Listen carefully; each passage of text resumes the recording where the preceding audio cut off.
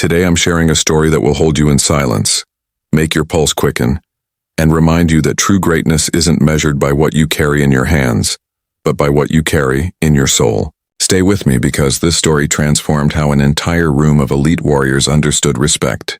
Outside the training facility at Fort Anderton, a harsh, cold base where only the strongest units trained, the wind howled relentlessly. Navy SEALs, Army Rangers, Delta Force, and specialized intelligence teams moved like living legends through the corridors. Every step echoed authority.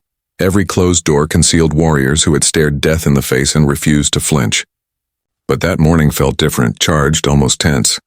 New recruits arrived from multiple branches, everyone wondering who would shine and who would break. At the far end of the hallway, the heavy steel doors opened with a groan. Heads turned, not for noise or swagger, but for a steady rhythmic tap, tap, tap. A woman appeared, moving carefully on metal crutches. Her uniform was crisp, her hair neatly tied back.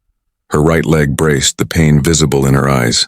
This was Lieutenant Clara Mason, a brilliant intelligence officer and strategist who had survived a blast overseas that shattered her femur. Doctors said she might never walk again. A group of Navy SEALs noticed her. One leaned toward another, snickering. "Ready for combat, huh?" Another laughed louder. "Maybe she's lost." Their cruel laughter grew. Clara heard it all, each smirk sharper than the pain she felt. But she kept going, gripping her crutches tighter.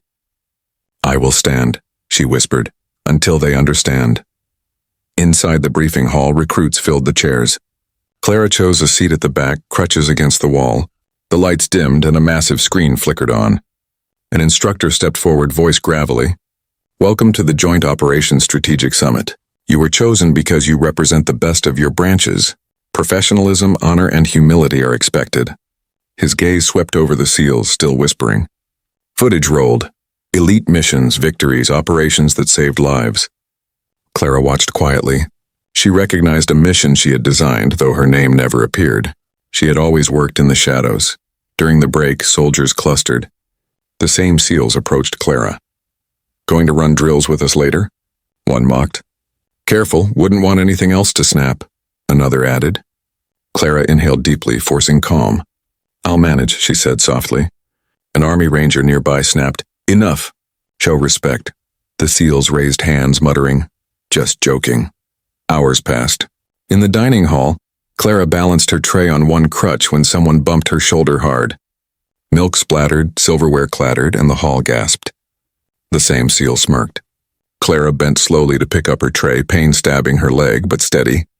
Then a voice boomed, "Lieutenant Mason, stand up." Silence fell. Footsteps echoed. Soldiers straightened. The doors swung open and General Marcus Hale entered, a legendary 3-star general known for his iron resolve. He approached Clara. "Are you hurt?" he asked. "No, sir," she replied. His gaze turned to the SEALs. "You think crutches are weakness?" he asked coldly. "Perhaps you've never seen true strength." With that, he rolled up his pant leg, revealing a titanium prosthetic, and lifted a crutch hidden behind his back. "I lost my leg saving 3 of your teammates," he said. "Do you laugh at me?" Silence suffocated the room. "Lieutenant Mason is one of the finest intelligence officers we have," he continued, voice low and sharp. "She prevented an ambush that would have killed dozens. She survived an explosion that should have ended her life. Yet she came here. What excuse do you have?" The SEALs' faces drained of color. He tapped his metal leg once. "Crutches do not define weakness. Mocking them does." Turning to Clara, he said, "Stand beside me." Trembling slightly, she obeyed. He placed a hand on her shoulder. "You are here because you earned it. Courage does not always run. Sometimes it limps, and it is still courage." The room erupted into applause, thunderous and genuine. The SEAL who mocked her stepped forward, voice shaking. "Lieutenant, I'm sorry."